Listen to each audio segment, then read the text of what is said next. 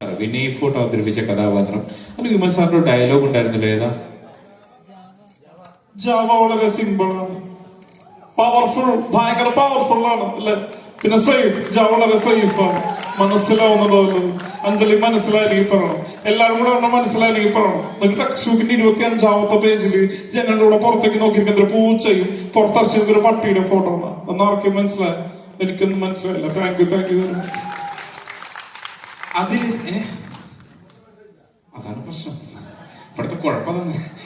അപ്പൊ അതില് മറ്റൊരു പി ടി മാഷ് ഉണ്ടായിരുന്നു. പിന്നീട് അദ്ദേഹം ഇല്ലാത്ത ചിത്രങ്ങളില്ലേ, ഇപ്പൊ മഞ്ഞുമൽ ബോയ്സും അതുപോലെ ഒരുപാട് ചിത്രങ്ങളിൽ അദ്ദേഹത്തെ കണ്ടുകൊണ്ടിരിക്കുന്നു. സൗബിൻ ഷാഹിർ, അദ്ദേഹത്തിന്റെ മഹേഷിന്റെ പ്രതികാരത്തിലാണ് നമ്മൾ എല്ലാവരും അദ്ദേഹത്തെ ശ്രദ്ധിച്ചത്. അപ്പൊ അദ്ദേഹത്തിന്റെ അതിലെ ഒരു ഡയലോഗ്,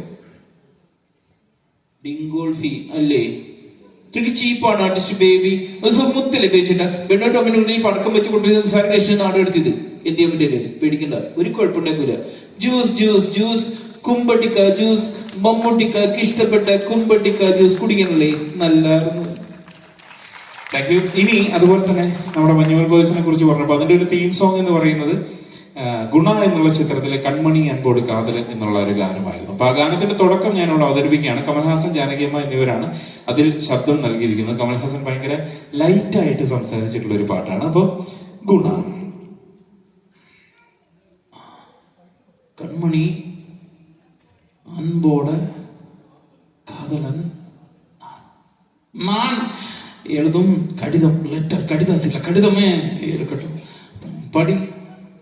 கண்மணி அன்போடு காதலன் நான் எழுதும் கடிதமே. பாட்டாயை படிச்சுட்டு அப்புறம் நானும் இந்த கண்மணி சொன்னால அங்க பொன்மணியை போட்டுக்க. பொன்மணி உன் வீட்டுல சௌக்கியமா? நான் இங்க சௌக்கியம். பொன்மணி உன் வீட்டில் சௌக்கியமா? நான் இங்கு சௌக்கியமே. நினைச்சு பார்க்கும்போது மனசுல கௌதல் மாறி கொட்டுது. ஆனா எழுதும் உட்கார்ந்து அந்த எழுத்து வார்த்தை அதான், உன்னை எண்ணி பார்க்கையில்